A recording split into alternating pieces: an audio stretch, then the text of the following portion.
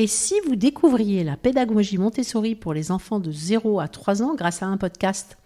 Avec l'enseigne Cultura, on a créé le podcast Grandir et apprendre avec Montessori, qui, à travers une saison de 10 épisodes, présente les principaux matériels Montessori pour éveiller son jeune enfant. À quoi sert le portique? Qu'est-ce que les hochets développent chez les bébés? Je vous explique, pas à pas, dans chacun de ces épisodes, la façon de présenter le matériel aux enfants, la posture de l'adulte, les compétences clés qu'ils viennent développer chez l'enfant et la manière de les intégrer au quotidien de toute la famille.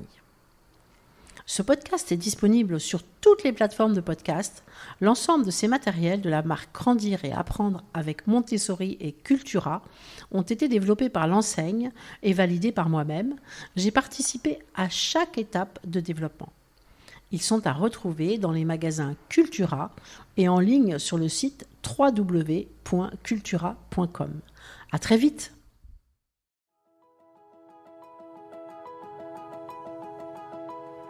Bonjour à tous, ici Stéphanie Descleb, c'est moi, et Sylvie Descleb pour un nouvel épisode du podcast Les Adultes de Demain. Les Adultes de Demain, c'est un échange autour de l'éducation et la parentalité, pour éduquer autrement. C'est aussi un livre qui s'intitule Offrir le meilleur aux enfants et qui est disponible dans les librairies et en ligne à partir du 4 mai. Vous trouverez le lien sur notre compte Instagram et sur notre site lesadultesdedemain.com. Parler des langues, et notamment celles qui sont moins valorisées dans notre imaginaire collectif, m'a particulièrement remplie de joie. Anna, fondatrice de l'association Dulala, nous partage son engagement pour le multilinguisme, peu importe là où les langues parlées dans le foyer familial. Nous avons ainsi évoqué le contexte du multilinguisme en France, et plus particulièrement à l'école, les bienfaits chez les enfants de l'acceptation de toutes ces langues, et surtout, la richesse au quotidien, et pour tous, d'être nourris par toutes ces cultures. Profitez bien de cette écoute et à très bientôt. Bonjour Anna. Bonjour Stéphanie. Comme je vous le disais hors enregistrement, je suis très heureuse de pouvoir parler de multilinguisme aujourd'hui avec vous, tant les langues ont toujours eu une place particulière dans mon éducation. Et avant que l'on démarre, je souhaite vous présenter rapidement. Vous êtes la fondatrice et directrice de l'association Dulala. Vous êtes mère de 3 enfants franco-italiens. Vous parlez 6 langues. Et enfin, les langues ont toujours eu une place importante dans votre parcours professionnel, puisque cela a notamment été le sujet de votre mémoire de recherche-action. Et je voulais donc savoir, pourquoi est-ce que vous dites que le multilinguisme est une chance pour tous les enfants ? Alors, le multilinguisme est une chance pour tous les enfants parce que les sociétés dans lesquelles nous vivons, la société du XXIe siècle qui est la nôtre, est de fait multilingue. La mondialisation, l'immigration, les mouvements des personnes qui se déplacent pour des raisons très différentes, des raisons économiques, climatiques ou personnelles, et font que la société dans laquelle nous vivons a été profondément modifiée. Il y a eu d'abord d'immigration de personnes venant de Pologne, Italie, Espagne, Portugal, et puis des personnes arrivant de Maghreb, Afrique noire, etc. Donc la société qui est la nôtre est une société qui est multilingue et multiculturelle. D'ailleurs, les sociologues parlent de sociétés marquées par la super diversité. Donc, une grande diversité des langues et des cultures. Et les enfants qui savent jongler entre plusieurs langues et plusieurs cultures ont alors un vrai atout. Savoir vivre avec leur temps et puis être aussi des ponts entre des mondes très différents, être des bâtisseurs aussi de paix en quelque sorte. Et est-ce que vous avez déjà observé des bienfaits prouvés chez les enfants du fait de parler plusieurs langues ? Oui, alors les enfants bilingues ou plurilingues, ce sont des enfants qui ont une plus grande facilité à apprendre d'autres langues par la suite, mais aussi des enfants qui ont une plasticité cérébrale, parce que parler plusieurs langues participe à la réorganisation constante du cerveau. D'ailleurs, il y a des études qui montreraient que les sujets bilingues ou plurilingues développent la maladie d'Alzheimer plus tardivement que les autres sujets. Puis il y a également, un entraînement finalement des fonctions cognitives, parce que parler plusieurs langues favorise l'attention sélective. On est toujours en train de, bloquer une langue pour activer l'autre. Une flexibilité cognitive et puis aussi une pensée divergente qui permet d'envisager des multiples solutions en question donnée. Mmh. Donc trouver des solutions nouvelles à des problèmes qui se posent. Et puis enfin, ces enfants profitent finalement d'une plus grande décentration, plus grande empathie et une ouverture sur les mondes. Parce que parler plusieurs langues, c'est aussi adopter différentes façons d'apprendre les mondes, tout simplement. Comment avez-vous vécu dans votre enfance le fait d'être multilingue ? Alors moi, j'ai grandi avec 2 langues, le vénitien qui était parlé par mes grands-parents et puis l'italien qui était la langue parlée tout autour de moi. Moi, j'ai eu honte du vénitien, la langue parlée par mes grands-parents parce que, c'était une langue qu'il fallait pas parler aux petits, au risque de les embrouiller quand ils rentraient à l'école. Et donc cette langue, je l'ai ressentie comme un handicap et je portais un regard aussi négatif envers mes grands-parents qui me parlaient cette langue. Et puis plus tard, à l'adolescence, j'ai eu honte d'avoir eu honte et je pense que Dulala, le projet de l'association que j'ai fondé, s'inscrit aussi dans cette dose d'indignation que j'ai ressentie en étant petite, adolescente. Et heu et c'est ça aussi, c'est un levier qui m'a permis de construire ce projet systémique que nous portons. Et comment ça se passe aujourd'hui avec vos enfants ? Alors aujourd'hui, avec mes enfants, ça se passe de la manière suivante. Moi, je parle italien, mon mari est français, il leur parle français. Entre nous, on parle entre adultes, donc avec mon mari, on parle italien et on parle français en France et italien en Italie. Et j'essaye de garder, au maximum le lien avec l'italien par d'autres locuteurs, donc des copains qui habitent aussi, à Paris. On a toujours eu la chance d'avoir des nounous à la maison italophones pour, m'aider dans cet accompagnement, dans cette construction de la langue italienne parce que la transmission de sa propre langue ne va pas de soi.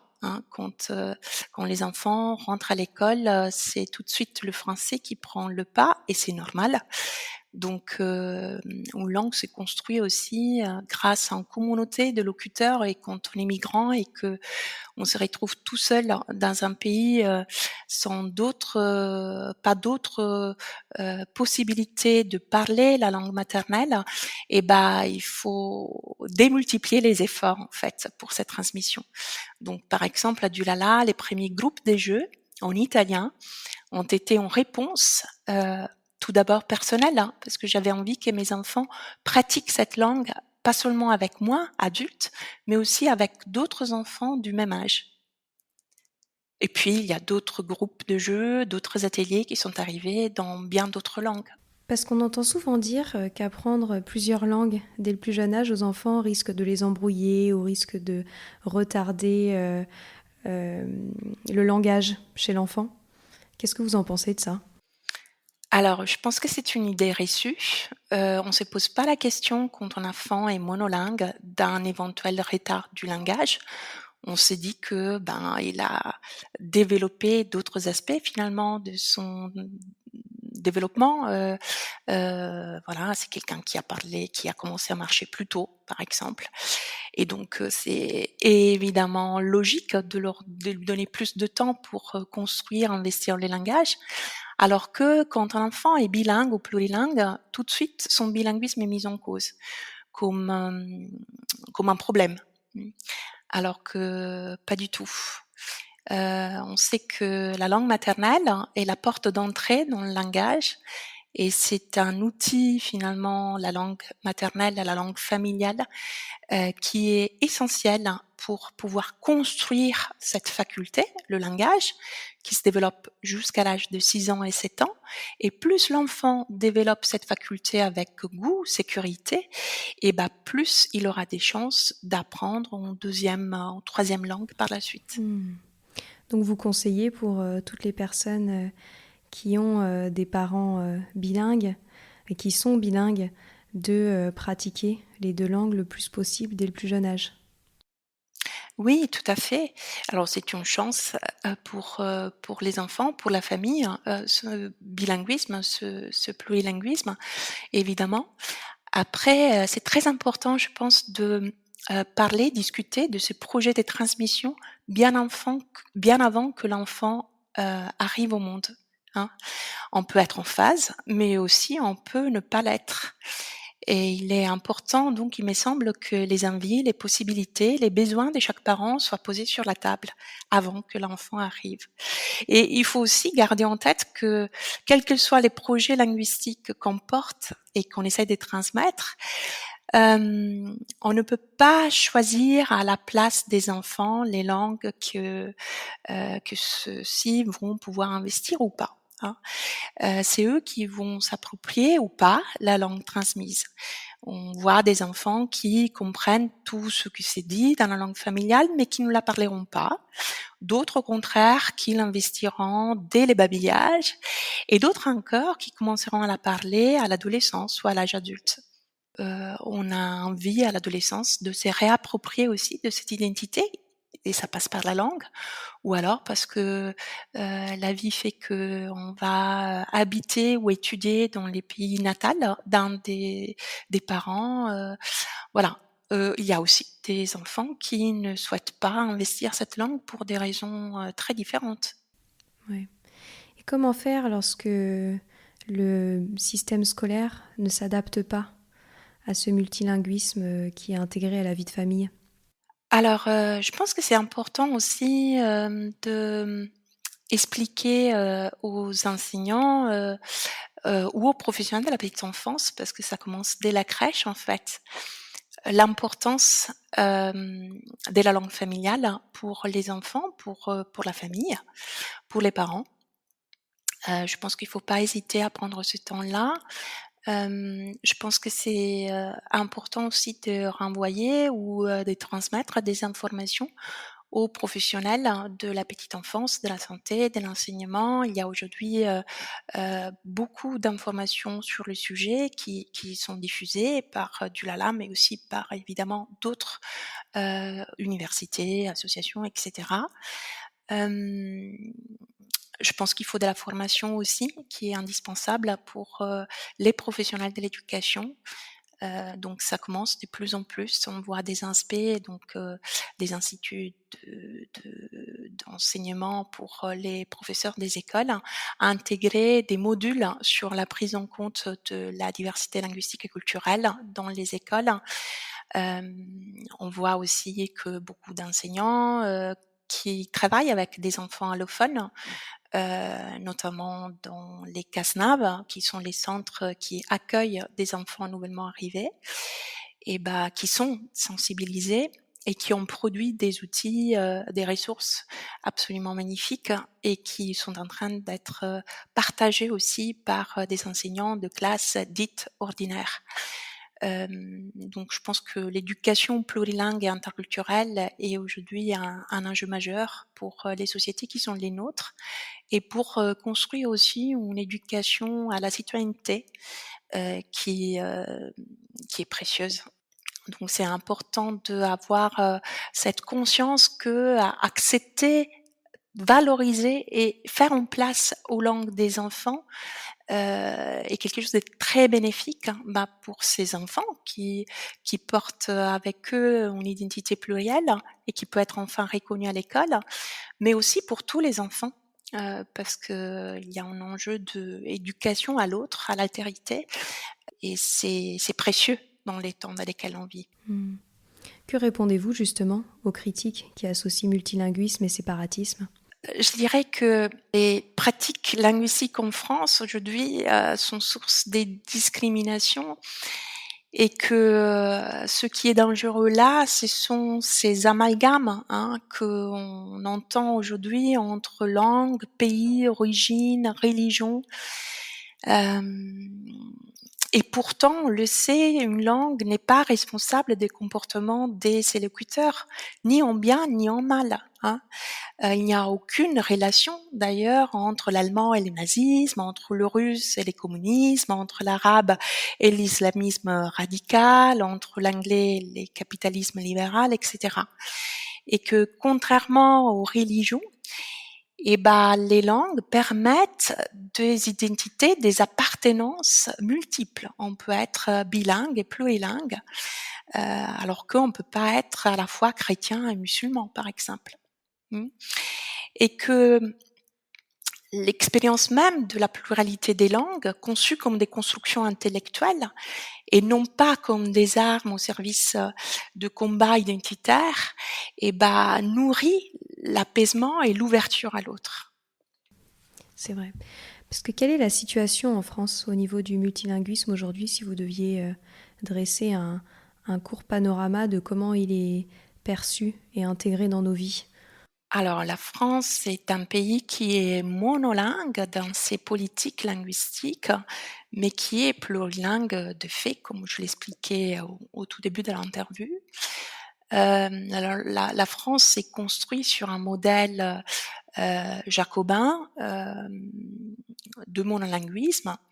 L'article 2 de notre République pose le français comme langue de la République. Et ça, c'était un avantage considérable, effectivement, pour faire unité tous ensemble, pour construire un État-nation. Mais ça aussi crée finalement une disparition très négative de la diversité linguistique du territoire français. On pense notamment aux langues régionales, au breton, à l'alsacien, à l'occitan, etc., qui étaient bannis des bancs de l'école. On n'avait pas le droit à l'époque, à la fin du 19e siècle, et puis aussi au 20e siècle, au début du 20e siècle, de parler breton, par exemple. Les enfants étaient punis, étaient stigmatisés s'ils parlaient cette langue, alors que c'était leur langue natale, et souvent ils arrivaient à l'école sans parler français. Donc on est un peu fils de cette idéologie monolingue. Et aujourd'hui, les choses évoluent de plus en plus. Donc c'est très positif, mais il reste encore pas mal de chemin à faire.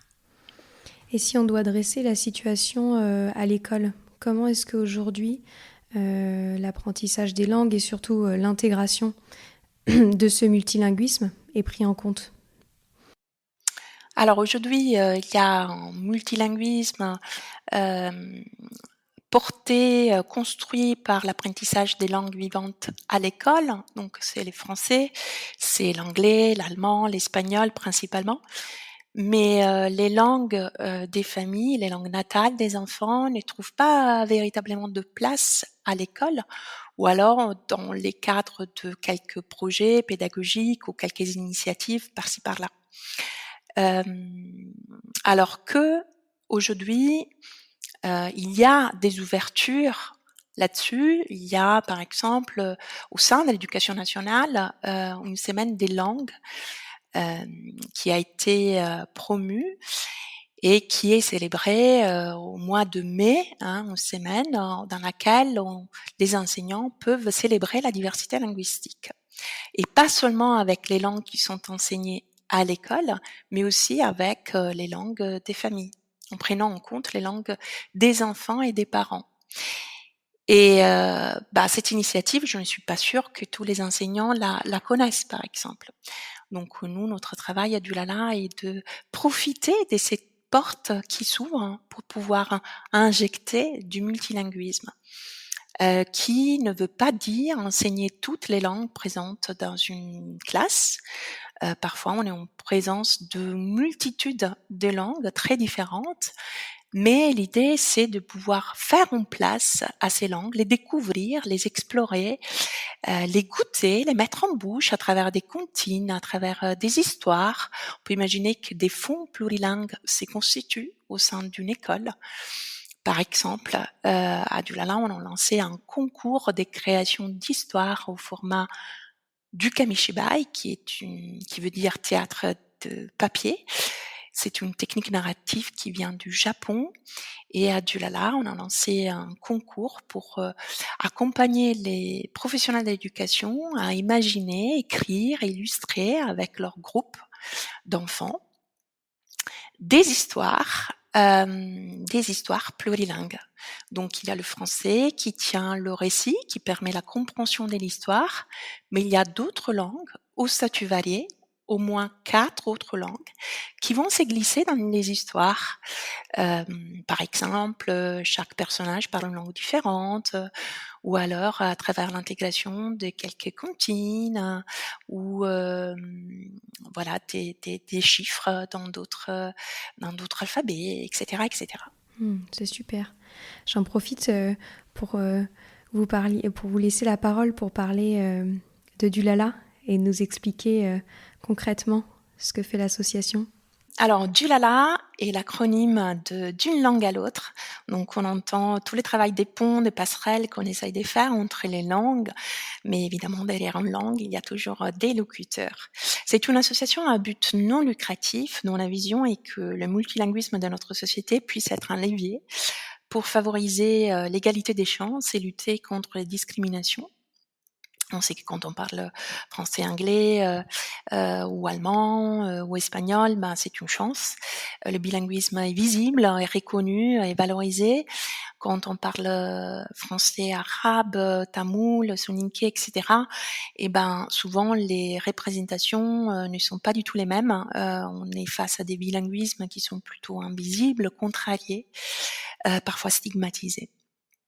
Donc, dans ce sens-là, on essaie de lutter contre la discrimination.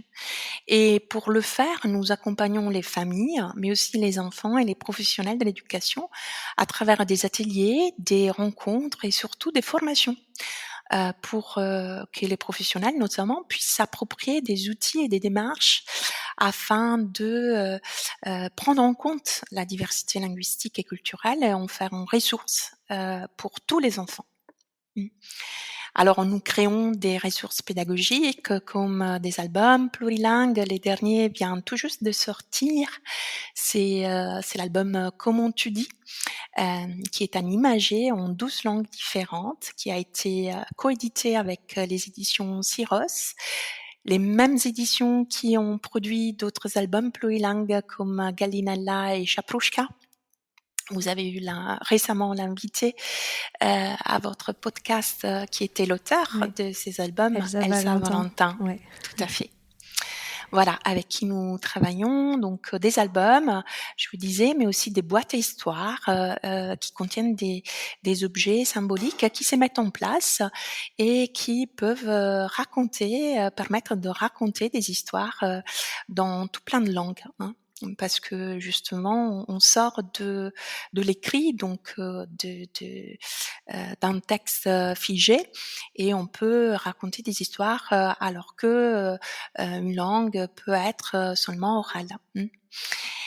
Et puis, on développe également beaucoup de jeux, mais on développe également des ressources informatives comme des livrets, des vidéos, pour disséminer et vulgariser les informations autour du bilinguisme et du plurilinguisme. À chaque fois que nous produisons des ressources, nous les faisons avec un comité scientifique, donc des chercheurs qui travaillent avec nous, mais aussi des artistes et des professionnels du terrain. Voilà, donc ce projet est systémique pour des publics différents, que ce soit des parents, enfants, professionnels, et pensé aussi de façon plurielle avec des chercheurs, des enseignants, des professionnels de la petite enfance et des artistes, parce que les langues, ce sont des objets d'art et il y a une dimension esthétique très très forte derrière chaque langue qu'on essaye d'explorer à travers des matériaux sensibles. Et les artistes nous aident grandement là-dedans, que ce soit des auteurs, écrivains comme Elsa Valentin ou des illustrateurs, illustratrices comme Floris Sanval, Julie Escoriza, et puis on travaille beaucoup aussi en lien avec une autre association qui s'appelle les Tables des Matières, composée par une designer, mais aussi une artiste plasticienne qui nous aide, nous accompagne à penser des outils pédagogiques, notamment des littératies, donc qui permettent de rentrer dans les histoires, des histoires en français, mais aussi dans d'autres langues. Et vous avez l'impression, depuis le début de votre travail, que l'évolution des mentalités se fait sur ces langues que vous disiez qui sont peut-être moins valorisées comme l'anglais, l'allemand, l'espagnol, mais sur ces autres langues, comment est-ce que vous voyez cette évolution au sein de la société sur comment on les valorise ?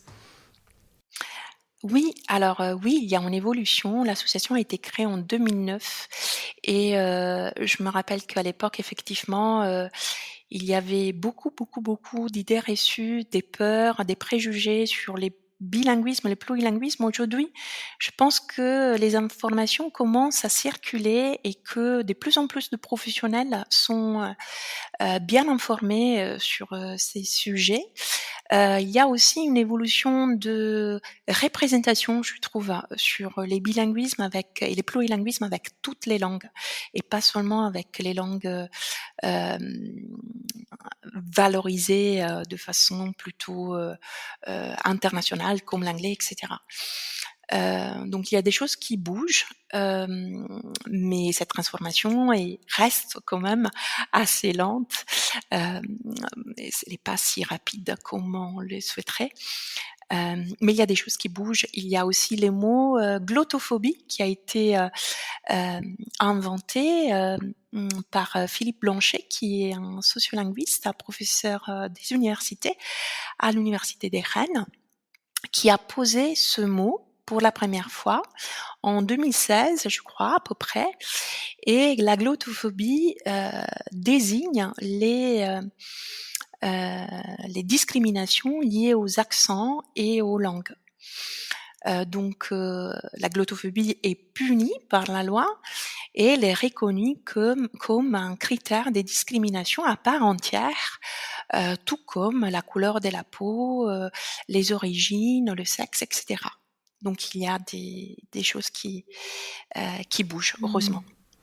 Et il y a une idée reçue qu'on entend souvent quand on parle de ce plurilinguisme, je trouve, c'est que si on met en avant ces autres langues qui ne sont pas le français, cela risque de se faire au détriment de l'apprentissage du français. Qu'est-ce que vous en pensez ? Alors là aussi, ce sont souvent des peurs qu'on a avec certaines langues, n'est-ce pas ? On ne se pose pas la question avec l'anglais. On ne se pose pas la question avec l'allemand, par exemple. On ne se pose pas la question avec les japonais. Par contre, on se pose la question avec d'autres langues, notamment les langues de l'immigration économique. Mais pas que. Et il y a effectivement cette idéologie de cette peur de qu'une langue puisse chasser une autre langue. On a l'habitude de se dire on s'est construit avec une langue ou l'autre, alors qu'on peut se construire avec une langue et une autre langue, et que les langues peuvent se nourrir les unes avec les autres. On parle de compétences métalinguistiques, des compétences quand un enfant apprend une langue, la langue maternelle, et cet apprentissage s'est fait de façon structurée, dans le goût, dans les plaisirs, et ben cet enfant sera outillé pour transférer aussi des connaissances, des compétences dans une autre langue. Et c'est ça qui est important d'avoir en tête, notamment pour les professionnels de l'éducation qui vont accueillir des enfants qui peuvent arriver à l'école avec une autre langue dans leur poche et qui ont déjà des connaissances, des compétences. Et les nier ou ne pas les reconnaître mutile les enfants aussi dans l'apprentissage de la langue française. D'où l'importance de créer des ponts et de favoriser, de légitimer ce transfert des compétences chez les enfants. Et d'ailleurs, ces discriminations-là, on les voit continuer tout au long de la vie, je suppose. Donc, je sais que votre travail se concentre plutôt sur les enfants, mais je suppose qu'il y a aussi de grands chantiers sur l'âge adulte aussi. Absolument. Alors là, je peux vous faire je vais vous raconter une petite histoire. On cherchait à recruter quelqu'un au sein de l'association et cette personne a envoyé le CV en ne mentionnant pas les langues parlées. Ou plutôt en mentionnant les langues parlées, apprises à l'école, comme l'anglais et l'espagnol, mais pas du tout en mentionnant le Duala, par exemple, qui était la langue parlée. Et donc ça montre bien finalement l'intériorisation, d'un certain regard, d'une certaine image que les locuteurs même peuvent porter de leur langue familiale.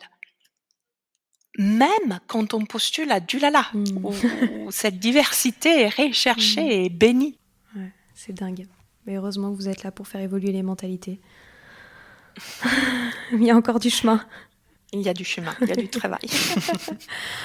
On arrive déjà à la fin. C'est vraiment passionnant tout ce que vous nous partagez. J'aimerais repartir avec un dernier conseil pour les parents qui nous écoutent et qui sont issus de plusieurs milieux culturels, avec plusieurs langues à la maison.